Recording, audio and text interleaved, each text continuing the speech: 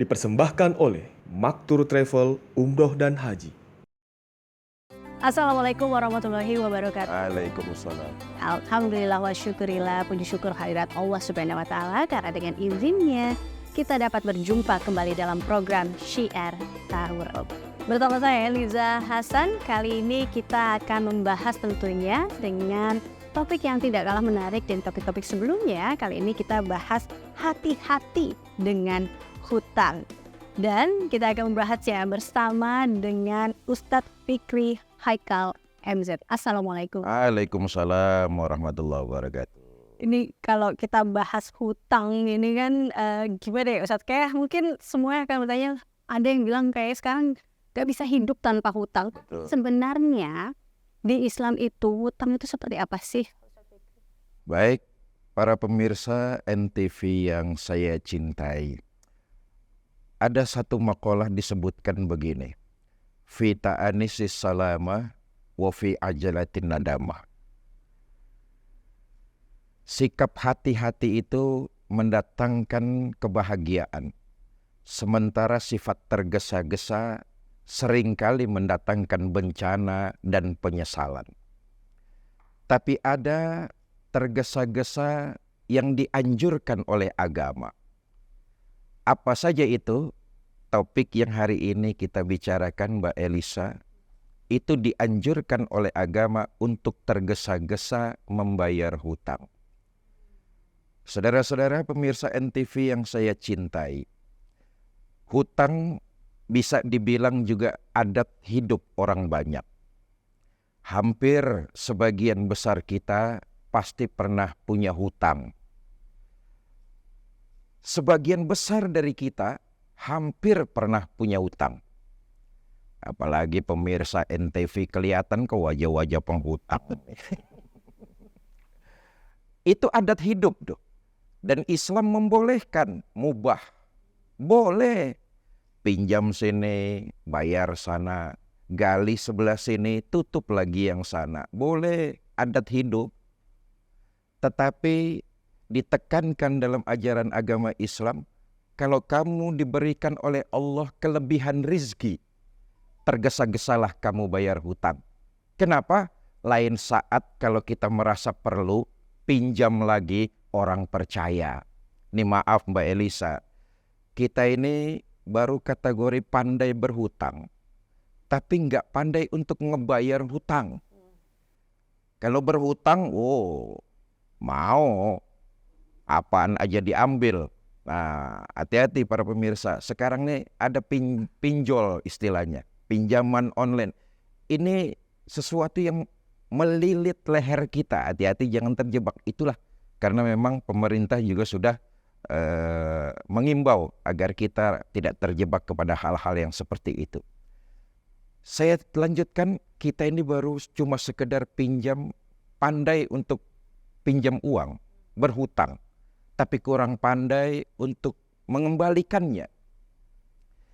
Ketahuilah, andai kata kita lolos dari peminjam hutang, kita lolos tidak berbayar hutang, ketahuilah di akhirat nanti kita semua tidak akan lolos dari apa yang pernah kita lakukan di alam dunia. Saudara, memang kelihatannya sepele, pinjam uang lalu menghindar ketika sudah sampai pada waktunya untuk melunasi. Kelihatannya sepele. Apalagi kemudian yang kita pinjam orangnya malas menagih kita. Akibatnya kita lupa, kita lalai, lalu kita mengesampingkan hal-hal seperti itu. Ketahuilah, boleh jadi kita lolos dari penagihan hutang di alam dunia. Tapi pasti kita tidak bisa lolos di akhirat nanti dari hal-hal yang demikian itu. Karena itu yang ditekankan oleh agama Islam tergesa-gesa, salah satunya yang mendatangkan kebahagiaan batin kita apabila kita punya hutang, segeralah kita membayarnya. Lain saat kalau kita merasa perlu, pinjam lagi dengan orang tersebut masih menaruh kepercayaan terhadap kita karena memang kita punya iktikat baik untuk membayarnya. Maaf, berapa banyak di antara kita yang berhutang, tetapi ketika kita ditagih hutang tersebut, kita malah marah. Jadi lebih galak. Jadi lebih galak, lebih sangar. Lalu kemudian meluapkan emosi. Pertama, ketahuilah kalau ada orang yang menagih hutang kepada kita, orang itu sesungguhnya sayang kepada kita. Yang kedua, kalau ada orang yang menagih hutang kepada kita, ketahuilah bahwa di akhirat nanti amalan kebaikan kita tidak habis diambil oleh orang-orang yang kita lalaikan dari urusan hutang di alam dunia. Saudara-saudara, para pemirsa NTV program sahur, Syiar Sahur yang saya cintai. Karena itu berhati-hatilah dalam urusan yang kita anggap sepele. Saudara, di akhirat nanti ketika semua kita akan mempertanggungjawabkan perbuatan kita, jangankan nilainya ratusan juta, jangankan puluhan juta, 1.000 rupiah pun kita akan dimintakan pertanggungjawaban. Nah, karena itu nanti insyaallah dalam segmen berikutnya kita perdalam lagi Mbak Elisa. Iya, karena tadi koreksi bila saya salah Ustadz Fikri, tadi Anda katakan bahwa mungkin kita pintar dalam meminjam, tapi kita belum pandai atau belum Untuk pintar membayar. membayarnya. Betul. Bahkan di Islam dikatakan boleh saja meminjam asal kita tergesa-gesa untuk membayarnya Ya. kembali. Seperti itu ya Ustadz. Betul, betul. Nah, apalagi saya tuh sering mendengar bahwa ayo bayar hutang, karena hutang dibawa mati katanya begitu. Betul. Benar ya Ustadz? Tapi kita akan lanjut lebih dalam Ya. lagi terkait dengan hal ini. Pemirsa tetaplah bersama kami dalam Syiar Sahur. Selama ini banyak di antara kita persepsinya adalah hutang soal rupiah, soal materi. Tapi ketahuilah, janji-janji itu juga kategori hutang.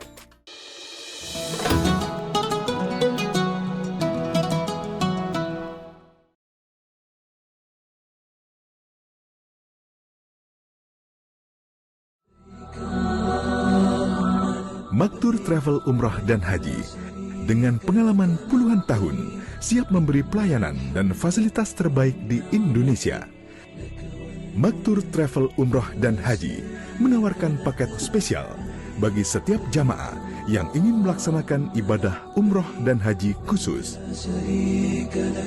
Maktur Travel Umrah dan Haji, jembatan Anda menuju Baitullah.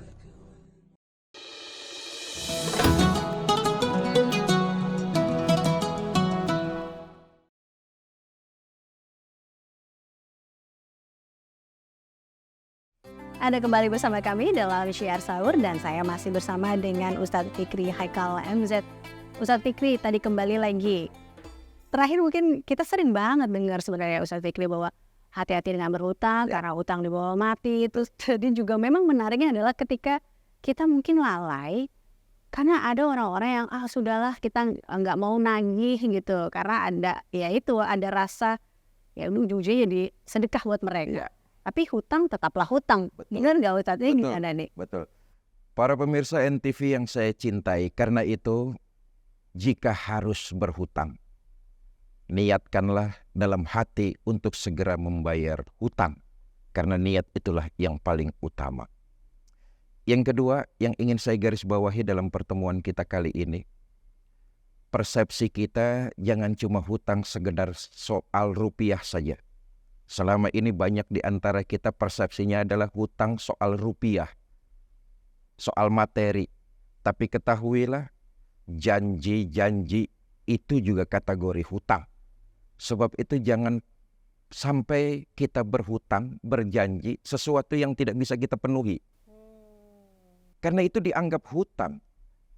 Dan nanti di akhirat itu saudara, amal ibadah kebaikan yang kita kerjakan di alam dunia, kalau kita berhutang, entah itu rupiah, entah itu program-program janji yang tidak kita penuhi, maka itu akan diambil oleh mereka yang kita janjikan waktu hidup di alam dunia.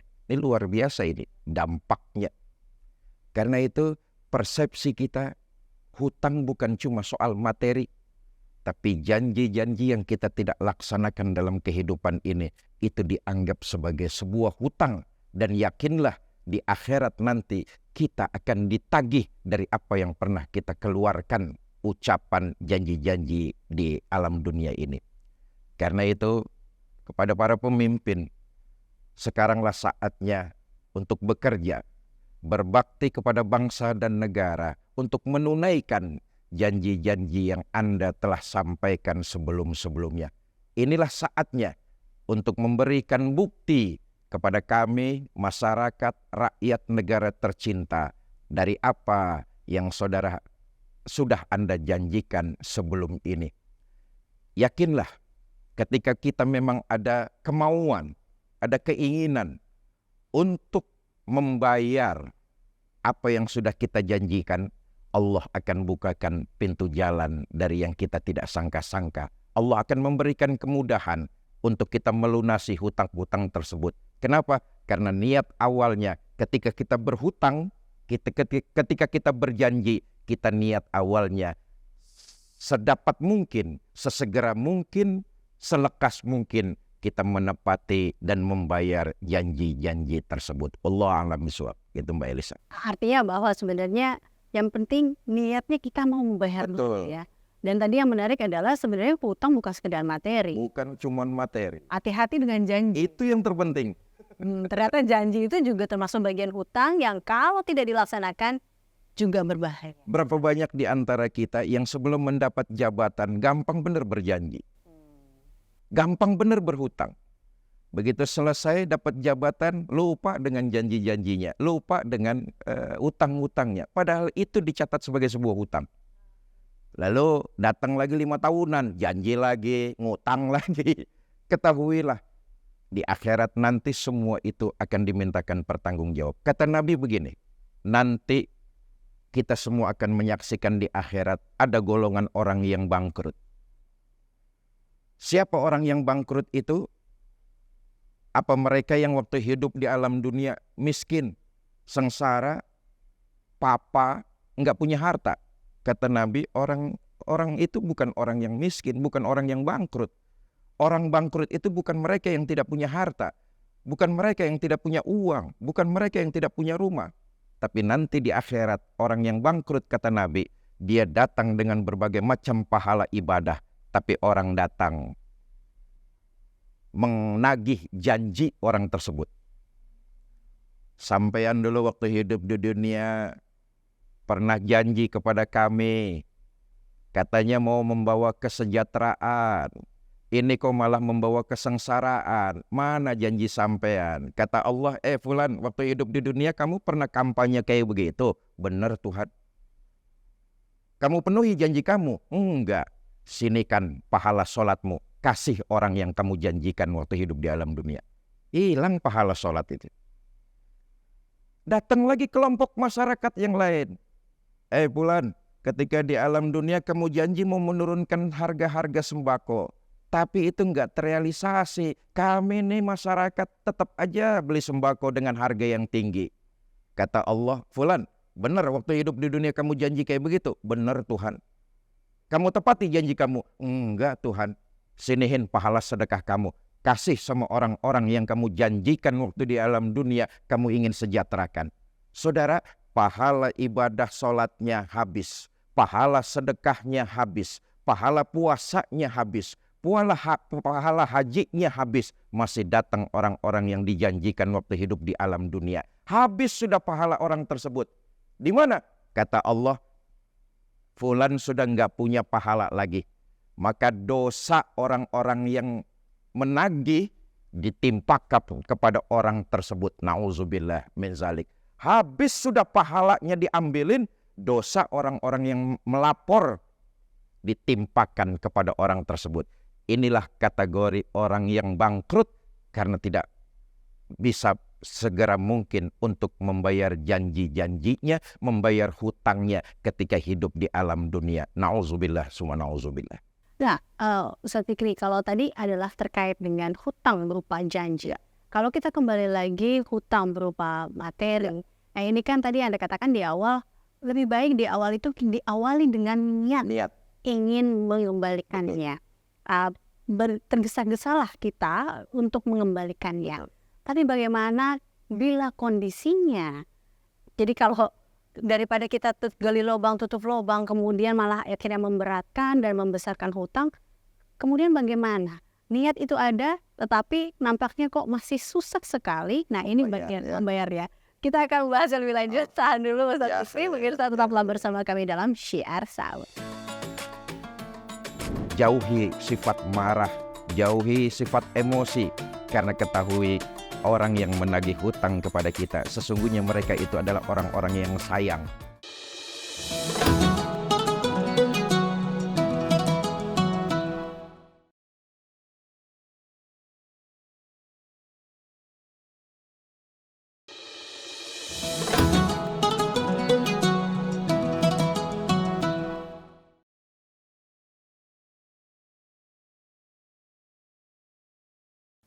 Terima kasih Anda masih bersama kami dalam Syiar Sahur, dan kita masih bersama dengan Ustadz Fikri Haikal MZ. Ustadz, tadi kembali ya, niat itu ada Ustadz sebenarnya. Kita ingin membayar hutang, tentunya segala cara yang diusahakan, tapi masih belum bisa. Sampai mohon maaf, sampai ternyata akhir hayatnya dipanggil oleh Allah Subhanahu Wa Taala, tapi hutang masih belum terbayar. Ini bagaimana? Pertama, ajaran Quran menyatakan wasawirhum billati hiya ahsan. Bermusyawarahlah kalian. Antara yang berhutang dengan yang pengutang, hendaklah bermusyawarah. Niat pertama kita meminjam untuk memenuhi keperluan kita adalah untuk segera mengembalikan pinjaman tersebut. Tetapi apabila sudah waktunya ternyata pinjaman itu belum ada untuk kita kembalikan, hendaklah kita menemui, bermusyawarahlah dengan yang memberikan hutang kepada kita. Sampaikan apa kondisi kita terakhir. Saya yakin sekali apabila orang yang kita hutangi, kita temui untuk menyampaikan dan bermusyawarah, menyampaikan kondisi, saya yakin orang tersebut juga mempunyai kelonggaran untuk memundurkan sesuai dengan hasil kesepakatan. Maka betullah apa yang dikatakan Quran, bermusyawarahlah kalian dalam segala hal, termasuk dengan yang kita hutangi. Yang kedua, pemirsa NTV yang saya cintai, andai kata kita berhutang, ada iktikat baik untuk membayar, kemudian ajal datang menjemput, dua kemungkinan. Pertama, boleh jadi yang kita hutangi sudah mengikhlaskan. Boleh jadi. Atau yang kedua, inilah kewajiban kita sebagai keluarga untuk mengurusi hutang piutang almarhum yang sudah meninggal tersebut. Maka kewajiban seorang keluarga apabila ada keluarganya yang wafat, yang meninggal dunia, di antaranya mereka mengurusi utang piutang si mayit tersebut. Dengan begitu diharapkan perjalanan dia di alam kubur, perjalanan dia di akhirat sudah tidak terikat lagi dengan hutang-hutang di alam dunia. Wallahu a'lam bishawab. Nah, ini sebelum kita masuk ke kesimpulan Ustadz Fikri, tadi memang di awal kita katakan bahwa ada banyak hal yang kita sering temui adalah pada saat kita berhutang, pada saat mau nagih, orangnya lebih galak. Betul. Ini ada nggak sih sebenarnya, mungkin ini yang sering ditemui kan? Ini gimana? Ada nggak hukumnya ketika, atau sebenarnya ya hati-hati jangan seperti itu? Ya. Saudara, ketahuilah itu hak orang lain yang kita pakai. Kalau kita lebih marah, zolim kita. Karena hak dia harus kita pulangkan. Maka tadi di awal saya juga sudah katakan, kalau ada orang yang datang menagih utang terhadap kita, janganlah kita marah. Sesungguhnya orang itu sayang kepada kita. Mengingatkan bahwa ada hak dia yang kepakai dalam diri kita. Karena itu saya titip pesan, kalau ada orang yang mengingatkan kita akan hutang, janganlah kita marah, janganlah kita emosi, janganlah kita memaki-maki orang tersebut. Terimalah dengan baik. Kalau memang kita belum ada, bermusyawarahlah untuk minta tempo lagi. Tetapi yang saya tekankan, jauhi sifat marah, jauhi sifat emosi. Karena ketahui orang yang menagih hutang kepada kita, sesungguhnya mereka itu adalah orang-orang yang sayang. Tadi sudah saya sampaikan, di akhirat nanti pahala-pahala ibadah kita habis sama orang yang tidak pernah kita tepati janjinya waktu di alam dunia. Sesungguhnya kalau ada orang yang datang nagih hutang, itu orang sayang kepada kita, karena dia nggak mau pahala kita di akhirat nanti habis buat mereka-mereka yang kita zolimi di alam dunia. Karena itu jangan cuma pandai berhutang, tapi pandailah membayar hutang. Kalau ditagih jangan kayak petasan, tar. Apalagi diselingi dengan emosi, dengan marah-marah. Berusahalah untuk bermusyawarah. Kalau memang kita belum bisa untuk membayar, mintalah tempo. Insya Allah akan segera menemui jalan keluarnya dengan yang terbaik. Allahu a'lam bishawab. Baik, Ustaz Fikri mungkin boleh kasih kita kesimpulan terkait dengan apa yang kita bahas kali ini, yaitu hati-hati dengan hutang. Karena tadi ya sebenarnya banyak sekali yang memang harus kita hati-hati nih dalam berhutang ini. Para pemirsa NTV yang saya cintai, hidup bermasyarakat tentu tidak bisa menghindari hal-hal seperti ini. Yang pagi ini kita jadikan topik pembicaraan. Islam sendiri memberikan kebolehan terhadap hutang piutang, mubah, boleh. Tetapi yang perlu kita lakukan pertama kesimpulannya, apabila kita terdesak untuk berhutang, niatkan di hati untuk segera mungkin melunasi hutang tersebut. Yang kedua, apabila kita dalam batas tempo yang sudah ditentukan, kita belum bisa untuk membayarnya, maka temui orang tersebut, minta waktu lagi, dan itu diperbolehkan. Tentu dengan musyawarah yang baik-baik. Yang ketiga ini yang penting saudara. Jangan sampai kita lepas niat ketika kita berhutang sama orang untuk membayarnya segera. Sebab yang ketiga ini, apalagi kalau hutang kita anggap hal yang sepele, yang biasa, lalu kita menghindar dari urusan hutang tersebut, boleh jadi di alam dunia kita terbebas, tapi di akhirat kita jadi manusia yang merugi. Pahala ibadah sholat, pahala puasa, pahala haji, pahala umroh, pahala berbuat baik yang lain akan habis, diambil sama mereka yang menagih janjinya waktu ketika hidup di alam dunia. Kita janjikan kepada mereka semua. Wallahu a'lam bishawab. Dan yang terakhir ini yang terpenting, persepsi kita hutang itu bukan cuma rupiah, hutang bukan cuma materi, tapi janji-janji kita itu juga dianggap utang, dan itu akan dimintakan pertanggungjawaban. Apabila kita berjanji, kita harus mengukur kemampuan diri, bisa nggak kita tepati. Kalau memang bisa, berjanjilah. Kalau memang tidak bisa, ya janjinya jangan muluk-muluk, sesuai dengan realita yang ada saja. Wallahu a'lam bishawab. Baik, artinya janji jangan tinggal janji, karena janji adalah hutang, seperti itu. Betul. Dan ingat, janji haruslah kita bayar atau tergesa-gesa lah dalam membayar hutang, seperti itu ya, Ustadz ya. Karena balik lagi, amal ibadah apapun yang kita miliki, yang kita dapat di dunia ini, sekali lagi akan habis. Habis.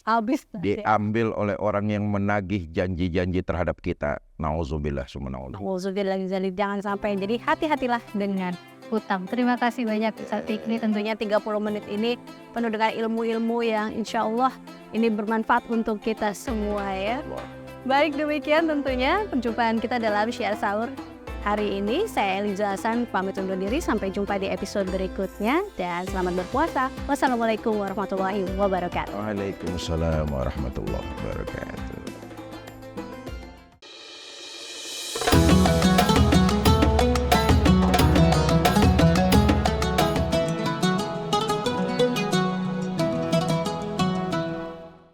Dipersembahkan oleh Maktur Travel Umroh dan Haji. NTV Sahabat Kita.